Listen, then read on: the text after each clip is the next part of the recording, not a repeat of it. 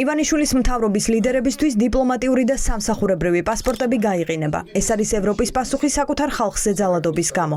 ამ გადაწყვეტილებით ოფიციალურ პირებს, ვინც ამ დრომდე ლურჯი და შავი პასპორტებით და პრივილეგიებით სარგებლობდნენ, შენგენის ზონაში შესასვლელად ვიზის აღება დასჭირდებათ. მოუწევთ დაელოდონ განაცხადის დაკმაყოფილებას, გადაიხადონ მოსაკრებლები და გაიარონ ყველა საჭირო პროცედურა, თუმცა არც ეს არის გარანტია, რომ მათ ვიზას მისცემენ. ქართველი ხალხი აპროტესტებს მთავრობის გადაწყვეტილებას შეაჩეროს სვლა ევროკავშირისკენ. მშვიდობიან პროტესტებს პოლიცია ძალადობით შეხვდა. დღეს ჩვენ წარვადგენთ სავიზო შეზღუდვებს ქართველი დიპლომატებისთვის. ჩვენი გზავნილი ხელმძღვანელობის მიმართ ნათელია. შეწყვიტეთ საკუთარი ხალხის დაზარალება. ევროკომისიის ეს წინადადება რამდენიმე დღეში დამტკიცდება. უმაღლესი წარმომადგენელი კაია კალასი ამბობს, რომ ქართველი ხალხის მშვიდობიანი პროტესტის ჩახშობას შესაბამისი შედეგიც მოჰყვება. ამ შედეგს კი ივანიშვილის პარტია საკუთარ თავზე იგრძნობს. დათმობის საჩვენებლად კი ოლიგარქის პარტიამ ასეთი რამ მოიფიქრა. არც ახალი არჩევნები და არც დაკავებულების გათავისუფლება. კობახიძე ივანიშვილმა თბილისში ჩამოსულ ევროსაბჭოს გენერალურ მდივანს უთხრეს, რომ შეუძლიათ ცვლილება რუსულ კანონში შეიტანონ. კანონში, რომლის არათუ შეცვლა, არამედ უკან წაღებაც აღარ დგას დღის წესრიგში. მივესალმებით მთავრობის გარანტიებს უცხოური გავლენის შესახებ კანონის შესწორების თაობაზე. ჩვენ ახლა ჩამოვაყალიბებთ საქართველოსა და ევროპის საბჭოს ექსპერტთა სამუშაო ჯგუფს, რომელიც გაითვალისწინებს ვენეციის კომისიის რეკომენდაციებს. ევროსაბჭოს გენერალური მდივანი თბილისში შეხვდა ოცნებას, ოპოზიციას, მესამე სექტორს, დაზარალებულ ადამიანებს და ვიზიტის შეჯამებისას თქვა, რომ ეს ერთადერთია, რაზეც დაპირება ივანიშვილის პარტიისგან მიიღო. ის რა აინტერესებს რუსული კანონის შეცვლა თუ არ შეცვლა? ეს სალომე ზურაბიშვილის და ალბათ ოცნებასთან დაპირისპირებული მხარის მთავარი სათქმელია. პრეზიდენტმა ევროსაბჭოს გენმდივანი სწორედ ამ ინფორმაციის გასაჯაროების შემდეგ სასახლეში დაიბარა. პროტესტის ნიშნად არ მიესალმა. ხელი არ ჩამოართვა და საუბარი პირდაპირ იმის თქმით დაიწყო, რომ მისი ვიზიტით უკმაყოფილოა.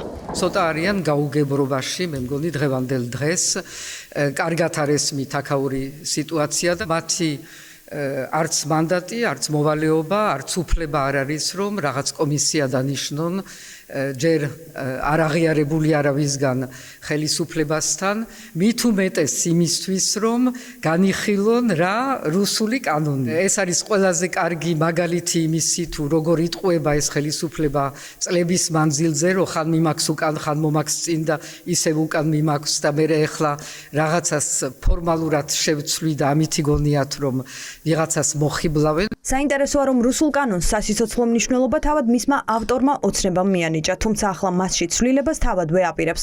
ფაქტია, რომ ეს არ არის ის, რასაც მისგან ქუჩაში გამოსული ხალხი ითხოვს. ევროსაბჭოს მდივანი ამბობს, რომ მისი მიზანი დიალოგისთვის საჭირო რესურსების პოვნაა, თუმცა თბილისში არ ჩამოსულა ქართული ოცნებისთვის ლეგიტიმაციის მისანიჭებლად. ალენ ბერსე ამბობს, რომ ეს არ არის მისი მანდატი. ეს არის კრიტიკული დრო საქართველოსთვის. მე აქ ვარ უპირველესად იმისთვის, რომ ჩემი მხარდაჭერა გამოუცხადო ქართულ ხალხს. ისინი იმსახურებენ სტაბილურ და დემოკრატიულ ქვეყანაში ცხოვრებას. რადგან მე ევროსაბჭოს გენერალური მდივანი ვარ, აქ არ ვარ ჩამოსული არჩევნების ლეგიტიმაციისთვის. ეს არის სხვა კომპეტენციური ინსტიტუტების გასაკეთებელი. ვისაც ქართული ოცნებისთვის ლეგიტიმაციის მინიჭების უფლება აქვს, მის უკან რუსეთს ხედავს. ასე პირდაპირ და ღიად რუსეთის ჩარევად შეაფასა თბილისში განვითარებული მოვლენები პოლონეთის პრემიერ-მინისტრმა დონალდ ტუსკმა. You know what is my position and Georgia is my heart. თქვენ იცით ჩემი პოზიცია, საქართველო ჩემი გულია და ჩემს გულშია და მე ყოველთვის ვუძღვნი თავს, როდესაც საქმე ეხება თავისუფლებას, ადამიანის უფლებებს და პროევროპულ გზას საქართველოში. მაგიდის ირგვლივ ყველა მიცის, საქართველოს, მოლდოვის, რუმინეთის მოვლენების უკან არის რუსეთი, მოსკოვი. მე აბსოლუტურად ყველა ამ ქვეყანაში ვხედავ რუსეთის ჩარევას. ვერ ვიტყოდი, რომ წარმატებაა, მაგრამ სულ მცირე კარგი შედეგია ის, რომ უნგრელი პრემიერის ჩათვლით ყველა აცნობიერებს, რომ რუსეთი აგრესიულად ერევა ქვეყნებში და საქართველო არის ამის მსხვერპლი. ჩემთვის ძალიან მარტივი იქნებოდა ამ კომფორტული გარემოდან მეთქვა ქართველი ხალხისთვის, რომ იყავით ძლიერი, გიდექით მყარად, მაგრამ თქვენ ეს უნდა გააკეთოთ, თუ რამეს მიღწევა გინდათ. ტუსკი მხოლოდ განცხადებით არ შემოიფარგლება. მისი მთავრობა ოცნებისთვის სანქციების დასაწესებლად ემზადება. ამ მოთხოვნით რეზოლუცია პოლონეთის სეიმმა უკვე მიიღო.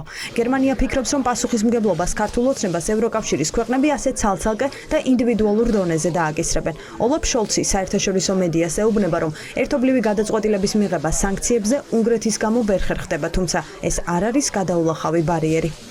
Aussage dazu getroffen, wie sie in den ჩვენ გავაკეთეთ ერთობლივი განცხადება და მივახციეთ დისკუსიაში შეთანხმებას. დემოკრატიული პროცესი არის აუცილებელი, ეს ჩვენი მკაფიო მესიჯია.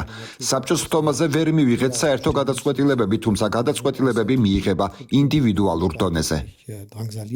უნგრეთი რომ ოცნების დასაყრდენი აღარ არის, ეს უკვე გამოჩნდა. ბალტიის ქვეყნების შემდეგ ქართველი მაღალჩინოსნებისთვის და პოლიტიკურად მოტივირებული გადაწყვეტილების მიმღები მოსამართლეებისთვის სანქციების დასაწესებლად ემზადება ჩეხეთი. ამ ქვეყნის სენატმა შესაბამისი რეზოლუცია ხმათა უმრავლესობით დაამტკიცა და ტექსტში ჩაწერა, რომ ჩეხეთის მთავრობამ საქართველოში სამოქალაქო საზოგადოების მხარდაჭერა უნდა გააძლიეროს.